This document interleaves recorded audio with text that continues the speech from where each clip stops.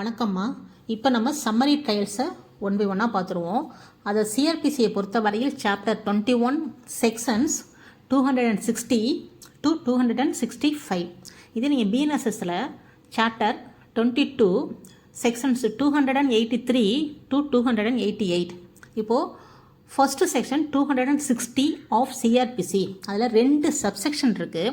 அதில் ஃபஸ்ட்டு சப்செக்ஷனை பார்த்தீங்கன்னா நம்ம 3 விஷயத்தை மைண்டில் வச்சுக்கணும். ஒன்று வந்து 3 விதமான கோர்ட்டு, 9 வகையான அஃபென்ஸு, 3வது அதை அந்த மேஜிஸ்ட்ரேட் என்ன பண்ணுவாங்க, சரிங்களா? இப்போ ஃபஸ்ட்டு பார்த்தீங்கன்னா 3 வகையான கோர்ட் என்னென்னு பார்த்தீங்கன்னா any chief judicial magistrate CJM, அடுத்து எனி மெட்ரோபாலிட்டன் மேஜிஸ்ட்ரேட், அடுத்து பார்த்தீங்கன்னா any magistrate of first class. ஓகேங்களா?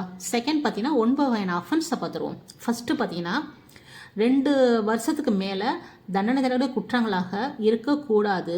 அப்படியே சேர்த்து ஆயுள் தண்டனை தரக்கூடிய குற்றங்களாக இருக்கக்கூடாது. அடுத்து பார்த்தீங்கன்னா மரண தண்டனை தரக்கூடிய குற்றங்களாக இருக்கக்கூடாது. இது ஃபஸ்ட்லேயே வந்துடுது. ஃபஸ்ட்டு கிளாஸிஃபிகேஷன் காமனாக 3மே ஃபஸ்ட்டு கிளாஸிஃபிகேஷன்லேயே வந்துடுது. செகண்ட் கிளாஸிஃபிகேஷனில் தெஃப்ட்டு அந்த செக்ஷன் பார்த்தீங்கன்னா 379, 380, 381 ஆஃப் ஐபிசி இருக்கு இல்லையா, அந்த வேல்யூ ஆஃப் ப்ராப்பர்ட்டி வந்து 2000 தாண்டக்கூடாது. தேர்டு ஒன்று, அந்த ப்ராப்பர்ட்டியை ரிசீவ் பண்ணி வச்சுருந்தாலோ ரீட்டைன் பண்ணி வச்சுருந்தாலோ அதோட ப்ராப்பர்ட்டியோட வேல்யூ வந்து 2000 தாண்டக்கூடாது. ஃபோர்த்து ஒன்று பார்த்தீங்கன்னா அந்த ப்ராப்பர்ட்டியை எடுத்துகிட்டு போகிறதுக்கோ மறைச்சி வைக்கிறதுக்கோ உதவி பண்ணுறோம் இல்லையா, அப்போ அந்த ப்ராப்பர்ட்டி வேல்யூ வந்து 2000 தாண்டக்கூடாது, சரிங்களா? ஃபிஃப்த்து ஒன்று, அந்த ஐபிசியில் 454, 456 செக்ஷன்ஸு. அடுத்து 6th ஒன்றில் பார்த்தீங்கன்னா ஐபிசி செக்ஷன் 504 மற்றும் 506. அதே போல் 7th வந்து அந்த மாதிரி அஃபென்ஸுக்கெலாம் நம்ம வந்து அபெட்மெண்ட் பண்ணுறோம் இல்லையா, அந்த மாதிரி அஃபென்ஸு. 8th ஒன்று பார்த்தீங்கன்னா அந்த மாதிரி மேலே குறிப்பிட்ட அஃபென்ஸுக்கெல்லாம் எப்படின்னா நம்ம வந்து முயற்சி பண்ணுதல் அட்டம்ப்ட்டு, அந்த மாதிரி அஃபென்ஸு. 9th ஒன்று பார்த்தீங்கன்னா ஒரு 20 ஆஃப் கேட்டல் ட்ரெஸ்பாஸ் ஆக்ட்னு 1871 ஒன்று இருக்குது. நம்ம வந்து கம்ப்ளைண்ட் பார்க்கும்போதே நான் சொல்லியிருக்கேன். அந்த மாதிரி கேஸ்லாம் வந்துச்சுன்னா அப்போ என்ன பண்ணுறது? இப்போ நம்ம 3 வகையான கோர்ட்டை பார்த்துட்டோம், 9 வகையான அஃபென்ஸை பார்த்துட்டோம். அப்போ அந்த மேஜிஸ்ட்ரேட் என்ன பண்ணுவாங்கன்னா மே ட்ரை இன் எ சம்மரி வே, அவங்க வந்து அந்த சம்மரி வழியில் அந்த வழக்கை நடத்தலாம். சல்லு கொடுக்கல, மே கொடுத்துருக்காங்க, சரிங்களா? இப்போ இந்த 3 விஷயத்தையும் பார்த்துட்டோம். அடுத்து சப்செக்ஷன் 2 பாருங்களேன். சப்போஸ் அந்த மேஜிஸ்ட்ரேட்டுக்கு வந்து இந்த நேச்சர் ஆஃப் எ கேஸை வந்து பார்த்துட்டு எனக்கு வந்து அந்த மேஜிஸ்ட்ரேட்டுக்கு வந்து விருப்பம் இல்லை, இந்த சம்மரி வழியில் அந்த கேஸை நடத்த விருப்பம் இல்லைன்னா என்ன பண்ணலான்னா திரும்ப அவங்க வந்து எப்படின்னா இந்த கோடில் இந்த சிஆர்பிசி சொல்லப்பட்ட எந்த வகையிலாவது இந்த வழக்கை நடத்தலாம். எப்படி நடத்தலாம்னா வாரண்ட் ட்ரையல் மூலமாகவோ சம்மன் ட்ரையல் மூலமாக நடத்தலாம். அது மாதிரி நடத்துறதுக்கு முன்னாடி என்ன பண்ணலாம், செய்ய வேண்டும். என்ன செய்ய வேண்டும்னா ரீகால் எனி விட்னஸஸ்.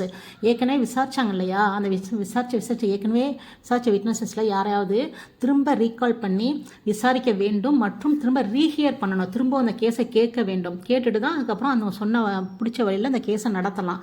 இது வந்து அவங்களுக்கு கொடுத்த பவர். சப்செக்ஷன் 2, சரிங்களா?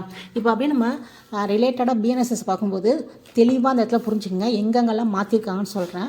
ஃபஸ்ட்டு பார்த்தீங்கன்னா அந்த 3 வகையான கோர்ட்டில் மெட்ரோபாலிட்டன் மேஜிஸ்ட்ரேட்டை அப்படியே எடுத்துட்டாங்க, ஓகேங்களா? அப்புறம் இந்த மே ட்ரெயின் இருக்கு இல்லையா, மே ட்ரெயின் சப்செக்ஷன் 1ல் மே ட்ரெயின் வர்ற இடத்துல ஷல் ட்ரெயின் போட்டாங்க. இந்த வழியில் தான் அவங்க வந்து விசாரணை நடத்த வேண்டும் சொல்லிட்டாங்க. அப்புறம் அமௌண்ட் இருக்குங்க இல்லையா, அந்த அமௌண்ட்டில் எங்கெல்லாம் 2000 தாண்டக்கூடாதுன்னு சொன்னாங்களோ அங்கெல்லாம் 20,000 தாண்டக்கூடாதுன்னு சொல்லியிருக்காங்க. நாட் எக்ஸீட் 20,000, சரிங்களா? இப்போ நான் 4th விஷயம் பார்த்தீங்கன்னா அந்த அஃபென்ஸோட கேட்டகரி சொல்லும்போது ஃபஸ்ட்டு ஒன்று சொன்னேன் இல்லையா, அதை அப்படியே தூக்கிட்டாங்க. புரியுதா? இந்த 4 விஷயந்தான் இங்கே மாறப்பட்டிருக்கு. அதே போல் சப்செக்ஷன் 2 சிஆர்பி சொன்ன விதம் வந்து அங்கே வந்து பிஎன்எஸ்எஸில் சப்செக்ஷன் 3 கொண்டு போயிட்டாங்க. அப்போ 2ல் என்ன பண்ணியிருக்காங்கன்னா அந்த ஏற்கனவே அஃபென்ஸோட கேட்டகரி ஃபஸ்ட்டு ஒரு கேட்டகரி எடுத்துட்டாங்கன்னு சொன்னேன் இல்லையா, இங்கே உள்ளதை அங்கே எடுத்துட்டாங்கன்னு அதை அப்படியே சப்செக்ஷன் 2ல் கொண்டு வந்துட்டு அந்த அஃபென்ஸை வந்து 3 இயர்ஸை மாற்றிட்டாங்க. 2 வருஷத்துக்கு மேலே தண்டனை தரக்கூடிய குற்றங்கள் இருக்கக்கூடாதுன்னு சொன்னேன் இல்லையா, அதை வந்து இங்கே வந்து 3 வருஷத்துக்கு மேலே தண்டனை தரக்கூடிய குற்றங்கள் இருக்கக்கூடாதுன்னு சொல்லிட்டு, அதே மரண தண்டனை தரக்கூடிய குற்றங்களாக இருக்கக்கூடாதுன்னு சொல்லிட்டு, அதே போல் ஆயுள் தண்டனை தரக்கூடிய குற்றங்களாக இருக்கக்கூடாதுன்னு சொல்லிட்டு, அந்த மாதிரி இந்த வழக்குகளில் அந்த மேஜிஸ்ட்ரேட்டு இங்கே கொண்டு வந்துட்டாங்க. மே ட்ரை இன் சம்மரி வழி. சம்மரி வழியில் நடத்தலாம். எப்படி நடத்தலாம்னா அந்த after giving the accused reasonable opportunity, அந்த அக்யூஸ்டுக்கு வந்து ரீசனபிள் ஆப்பர்ச்சுனிட்டி கொடுத்துட்டு அப்புறம் அந்த எழுத்து வடிவில் அந்த ரீசனை வந்து ரெக்கார்ட் பண்ணிவிட்டு பதிவு பண்ணிவிட்டு அப்புறமா இந்த வழக்கை நடத்தலாம் சொல்லிட்டாங்க. ஃபஸ்ட்டு ஏற்கனவே சப்செக்ஷன் 1 பொறுத்த வரைக்கும் டைம் சொல்லிட்டாங்க, அங்கே வந்து ஷெல்லை சொல்லிட்டாங்க. சரிங்களா? இப்போ எங்கெங்கே மாறிடுறாங்க புரியுதா? அதே போல் சப்செக்ஷன் 2ல் வந்து ஒரு ப்ரொவியூசர் சேர்த்துருக்காங்க. அது என்னன்னு கேட்டிங்கன்னா பிஎன்எஸ்எஸ் பொறுத்த வரைக்கும் இந்த மாதிரி சப்செக்ஷன் 2க்கு உட்பட்ட கேஸில் வந்து நோ அப்பீல். அது அப்படியே படிக்கிறேன் பாருங்கள். provided that no appeal shall lie against the decision of a magistrate to try a case in a summary way under this subsection. இந்த சப்செக்ஷனை பொறுத்த வரைக்கும் நோ அப்பீல்னு சொல்லிட்டாங்க. இது ரொம்ப முக்கியம், எக்ஸாமில் கூட கேட்கலாம், ஞாபகம் வச்சுக்கோங்க. சரிங்களா? இப்போ அடுத்த செக்ஷனுக்கு போயிடுவோம். Section 261 of CrPC.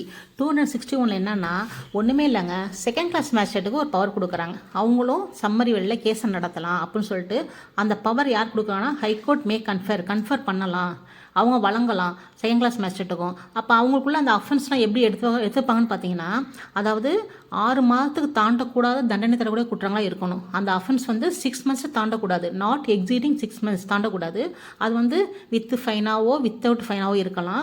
அதே போல் அந்த கேஸ் வந்து அபட்மெண்ட் கேஸாகவும் இருக்கலாம், இல்லைனா அட்டன் பண்ணுறவங்க முயற்சி பண்ணுறாங்க இல்லையா, அந்த மாதிரி கேஸாகவும் இருக்கலாம். அது ஒரு பிரச்சனை இல்லை. ஆனால் 6 months தாண்டக்கூடிய குற்றங்களாக இருக்கணும்.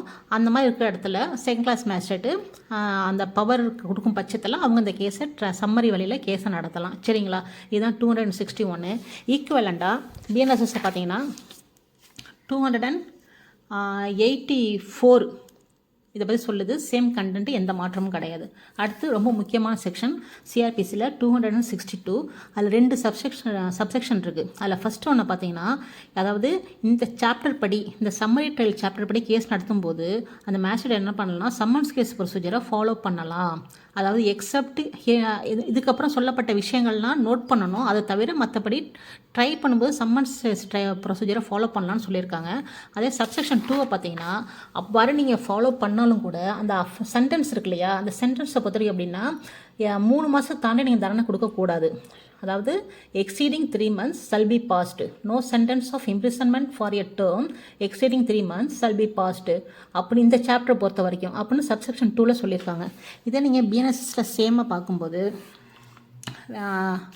ப்ரொசீஜர் ஃபார் சம்மரி ட்ரையல்ஸுங்கிறது சப்செக்ஷன் 1 and 2 சேம் தான், சேம் கண்டென்ட்டை எந்த மாற்றமும் கிடையாது. சரிங்களா? அடுத்து பார்த்தீங்கன்னா சிஆர்பிசியில் 263 பொறுத்த வரைக்கும் ரெக்கார்டு, எப்படிலாம் அந்த ரெக்கார்டெலாம் அவங்க பண்ணி வைப்பாங்க சம்மரி ட்ரையல்ஸ்னு சொல்லிட்டு ஒரு சின்ன ஒரு ஜே வரைக்கும், A to J வரைக்கும் ஒரு கிளாஸிஃபிகேஷன் மாதிரி கொடுத்துருக்காங்க.